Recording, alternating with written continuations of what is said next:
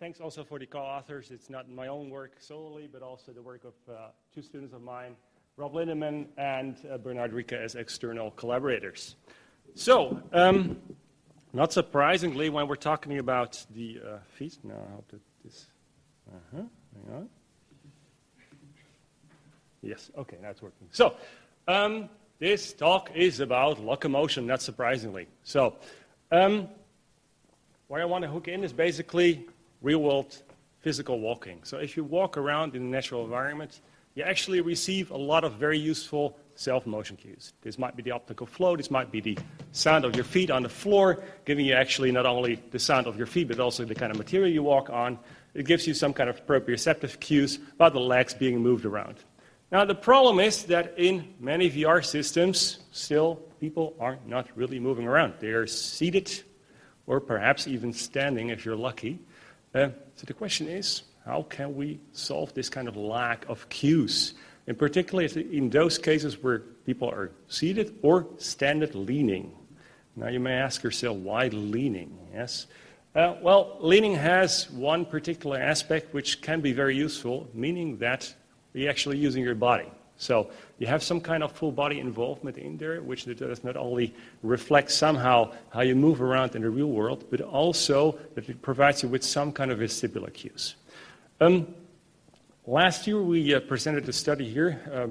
Actually, Bernhard Riecke, one of the co-authors of this paper too, presented it last year, where we did a study where people were seated and basically comparing static and dynamic leaning to see if it would have an effect on self-motion sensations. We could actually show an effect. Overall, we're both dynamic and static leaning. So dynamic meaning you move your body actively, and static meaning you keep yourself leaning forward. Did have an effect. However, it was only an overall effect and not just, let's say, a per trial rating effect. So what we said then was that, okay, well, simple torsal leaning is intuitive and it has an effect, but it's not enough. So, not a surprise here, we want to extend this, right? So our approach here is to see how we can enhance self-motion perception, self-motion sensation, by including additional cues that can potentially be associated with physical walking. Be it audio tactile cues or visual cues. What these cues are, I'll introduce in a moment. We want to deploy these stimuli in a standing leaning interface and see if there are any difference between seated users who are not leaning, and this is important at this point in time, and standing leaning. Basically, what we're doing here is trying to fill a research gap. So there has been quite a lot of research already on the usage of audio and also tactile cues that basically show that they can be beneficial for introducing self-motion sensations. However, many of these cues have been studied in isolation, not by integrating all the cues. And also, it's not very well known how they actually work in situations where people are seated or standing, leaning, as we do it here. Still, we base our predictions for this system that we're going to present here on this previous work by saying, okay, well, we think that additional cues can enhance self-motion sensations. We can improve speed and distance perception along the way, which of course is directly related to self-motion perception. We can also improve involvement, which can be an indicator of presence. And last but not least, we believe that standing leaning can improve self-motion sensations over seated users. Now, somebody might say, well, I know this technique, walking in place. Why didn't you use that? It's a good question, actually. So we consider that too, of course, but there's some problems with walking in place. One of them is that actually the actual motion, and I'll do it here because people will show, you do it the whole time like this, which is more going upstairs than it's really forward motion. So it's kind of awkward sometimes. Also, if you want to do this for 5 minutes, it's fine. If you're going to do this for 30 minutes, it's going to be quite tiring, actually. So, third of all, actually, if you want to strafe or work backwards, this is not really the way. So it's kind of funny to do that. So for that reason, we did not include walking in place like this, even though we did include it in our studies. What we did, I'll show you in a minute. Anyway, related work summary, very short. So if you want to read the full extent of related work, just take a look at the paper, basically, because there's a lot to talk there. I want to pick out basically two studies here, which have been performed in the last 4 or 5 years, approximately. One was studied by Marquardt et al. On Joyman, basically a very fancy leaning interface, where they also performed this study. And basically what they showed was that it could basically increase fun and presence and also rotational realism. Another study, actually by Ernst et al. 2012, was a system that used low-frequency audio, so bass shakers basically mounted underneath the feet, to basically simulate the ground contact of the feet on the surface. And what they found out was at least initial positive results on vibration patterns underneath the feet, and the step sound, which also basically is in line with what people found out before. Basically, what we did was actually base our work on a lot of gait and locomotion analysis. And to give you a little bit of what we're talking about when we mean by these kind of terms, I have introduced here a couple of key aspects, basically. So first of all, gait is the bipedal propulsion caused by the human limbs, which is basically a fancy way of saying you move your legs, basically you move in a certain direction. The gait cycle, so the strides that you take, are affected both by the velocity that you move and the kind of ground surface that you have. Thereby, gait cycle is comprised of 2 different stride phases. Basically, the phase where you have your feet on the ground, so this is basically the stance phase, and the airborne phase, the swing phase, where the leg is moved basically, and you go into the next step. So there's 2 phases here.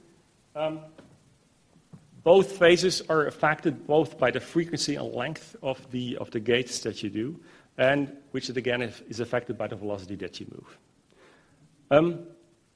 Now, very interestingly, when you look closely at the feet, what happens here, and I think it's not really a surprise, is that you have a kind of foot roll-off. And this is a key aspect, actually, to our system.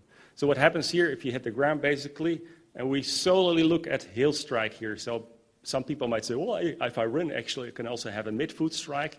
Yes, completely sure. That's completely true, but we foremost focus here on heel strike. So what happens here is that you have a impact with the heel on the ground, and basically your foot rolls off. During this roll-off procedure, basically you have different kinds of pressures under different parts of the foot. Very strong one on the heel, basically, because it's the first part that basically you hit the ground with.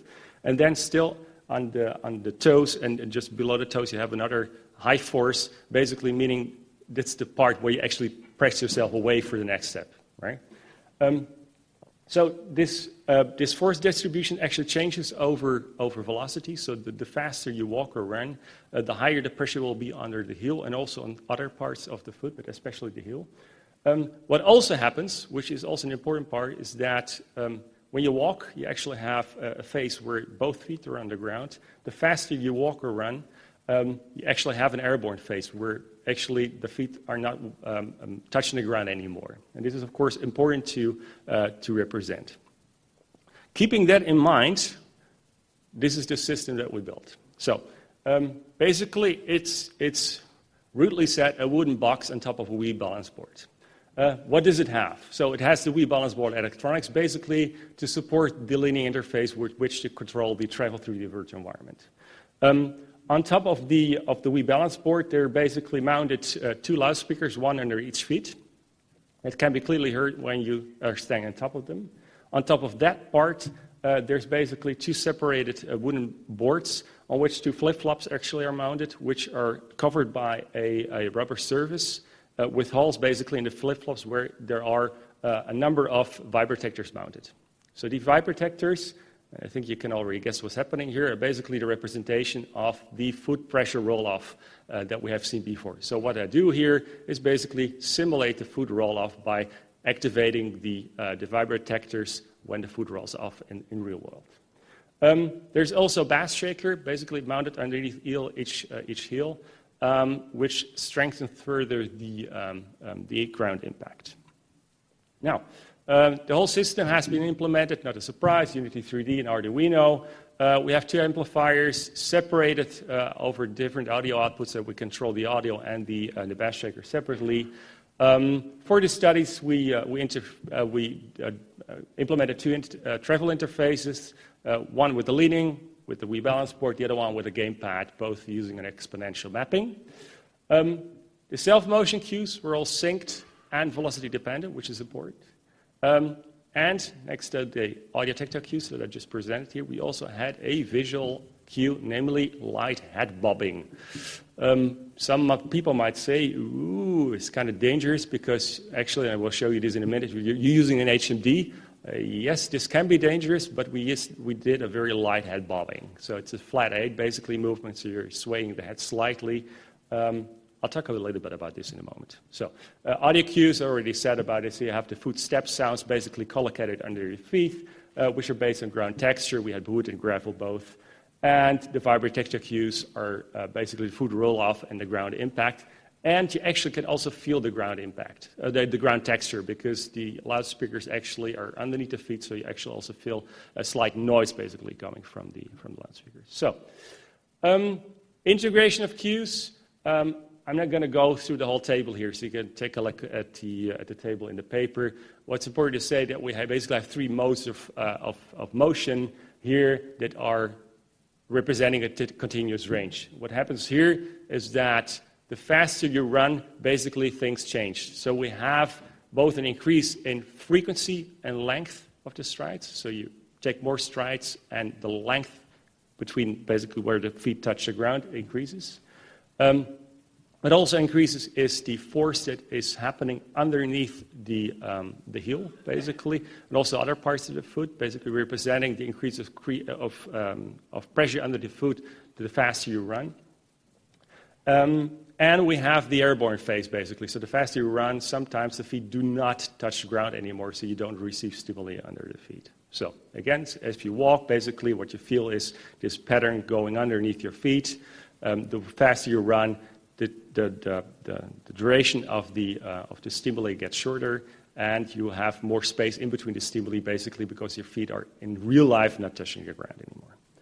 So to see what was actually happening here, we performed a user study. This user study was performed with 5 research questions in mind, separated in 5 sessions. Don't worry, you don't need to remember these because I will repeat these questions in every result part. So, was a within subject study, basically varying navigation interfaces, so either seated with a joystick or standing leaning with different cue combinations, so do have vibration, audio, bass shaker on, head bobbing, and if travel was follow a marker or completely free. I'll talk about this in the next slide. The sessions were as follows. So we took a look at how realistic the ground surface was, basically, and then started looking specifically on the self-motion cues. So how did they perform on just leaning? How did they compare when we start comparing leaning with seated users? And also, and now we get back to the walking in place one, we also compare it with walking in place. So what we did here, and this is a bit tricky actually, I'll show you. What people had to do, and this is quite funny actually to do, is to do this. So you lean forward and you just slightly move your legs. You cannot move up your heel, because if you move up your heel, you can guess you're not receiving the stimuli. So we couldn't do this, basically. We had to keep the feet on the ground. So we tried to do this in combination with the lead to see if it actually had any effect. It did have an effect, but I'll talk about this in a moment. So everything done with the Rift DK2. Navigation, as I said, leaning forward and sidewards to control motion over the path versus the gamepad. You either had to follow a marker, which is, well, it can be seen in this rather crude video. The marker moved at varying speeds so that you actually had to walk or run at different parts of the path, which was a curved path.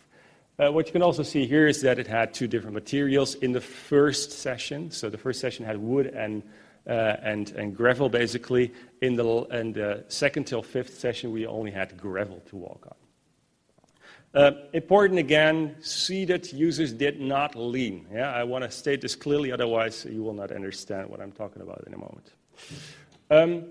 Validation itself, basically people had to rate after each trial vection intensity, so the intensity of the self-motion sensation, the ability to judge speed and distance, and the level of involvement based on one question from the IPQ questionnaire, as well as motion sickness in study 3. After each session, they also rated the overall usability, performance, concentration, and self-motion. When I talk about self-motion in the results part, I mainly mean the per-trial ratings. So, results and discussion. Overall, usability and performance was good. So first of all, let's do that. It's 12 people participated in the study. 1 female, total 624 trials. So usability and quality of stimuli was very good. So the rated is very high. Overall, motion sickness was an issue for some users. So 4 out of 12 users had issues, which probably can be associated with the head bobbing. The other 8 actually didn't have much problem with motion sickness. What also is important, this is the overall rating, is that leaning supported self-motion. So indeed, it helped that if you just lean forward, that it actually increases the self-motion sensation.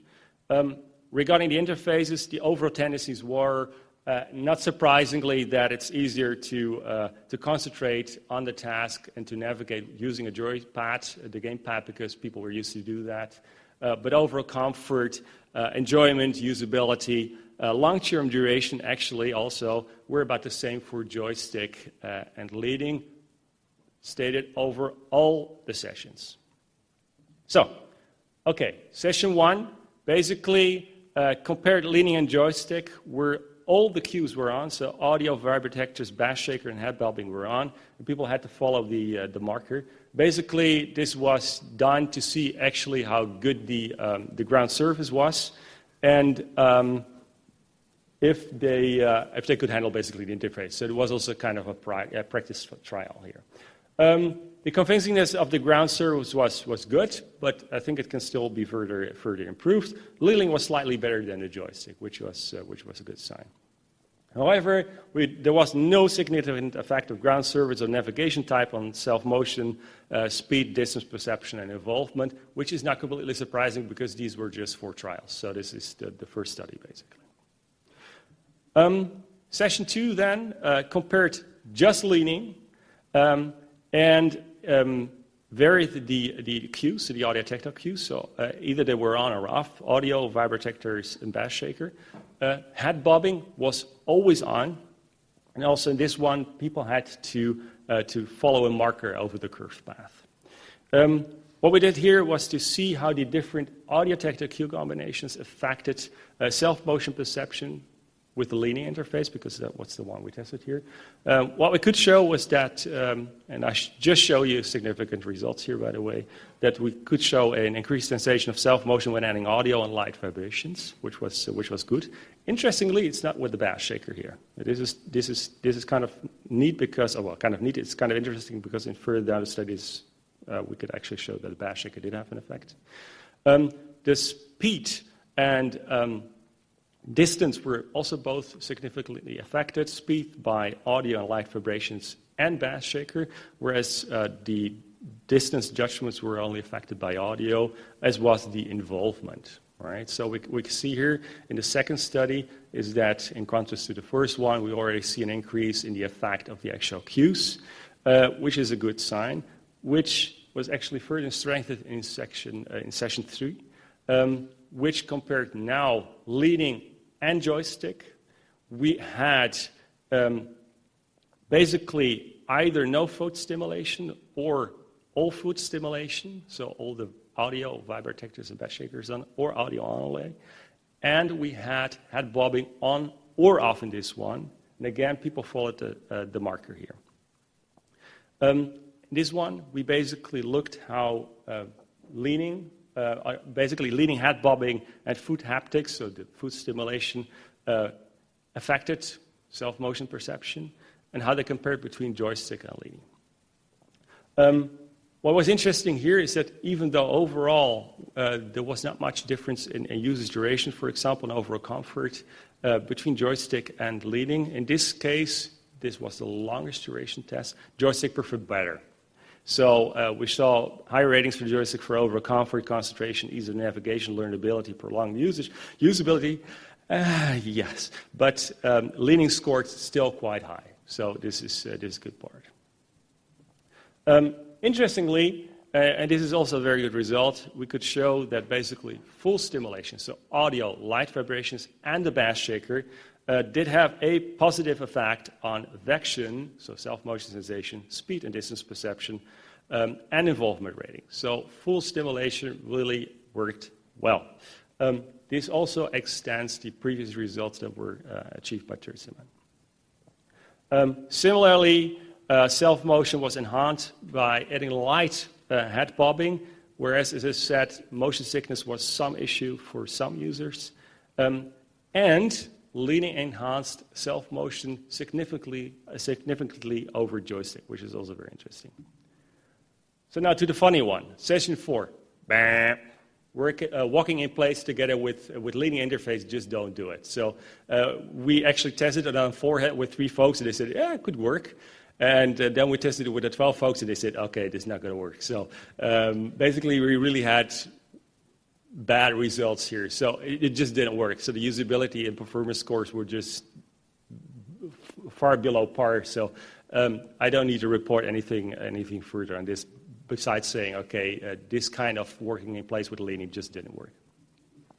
Finally, in session 5, we looked at how foot haptics actually work in combination with free motion, just to see actually if there was a change here between the following of the marker, which you need to concentrate, or the free motion basically over the path, which you can just move around however you like. Here we only compared leaning, either on or off, where audio, vibrotactile, and bass shaker, and head bobbing was always on.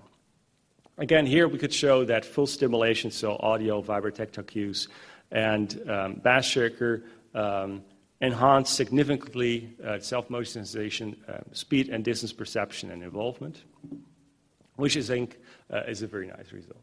Which also leads to my conclusion, because I'm already getting the evil eye here. So what we presented here is a novel multisensory feet-driven system to improve self-motion sensation and leaning-based interfaces. So we could show that vection, speed, distance perception, and involvement were significantly enhanced through those cues, especially for leaning, but also for seated users. It's kind of interesting because this study also shows that actually the active leaning further enhances the self-motion perception, which is a good thing because, hey, it's for free. You can easily do this basically in many systems. Extending on what people have found in the past over in other studies, which mostly looked into actually the effect of passive leaning. At this point, of course, I also need to say, even though the subjects rated speed and distance judgments, this was purely subjective. So, of course, we need to follow this up by basically letting them do exact distance tasks, basically, because we didn't do that. Furthermore, along the line, we still have some more ideas for inclusion of further cues, but I'm not going to discuss this here. Which leads me to my last slide. Yes, my last slide, Wolfgang. If there are any questions.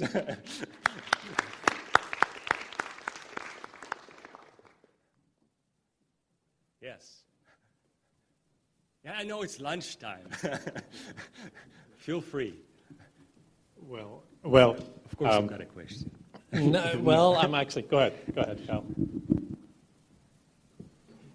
So there's a lot going on here, Yes. and it sort of brings up the question in my mind of, and this relates to simulator sickness. If you sort of just completely overwhelm the vestibular senses, basically, what most people believe is, this vestibular ocular disconnect, right? The visuals and the vestibular system are disconnected, are causing simulator sickness. Sure. But if you're just completely overwhelming the vestibular system, does that make the problem better or worse? Meaning that there's just more and more of a disconnect in your case here.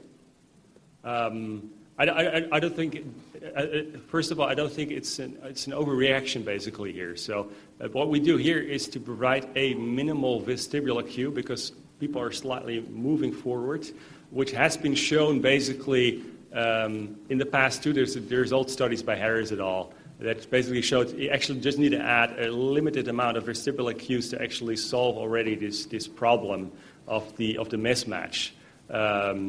So I wouldn't say that there is a overrating. So I think it only doesn't work when they're contradicting, but in this case they're not. So as long as people are moving or leaning in the direction that they actually travel, we haven't found any problem. I don't think so. Nobody reacted actually negatively for the motion sickness on the leaning. I think the motion sickness in our case was mainly caused by the head bobbing because some people just didn't cope with it.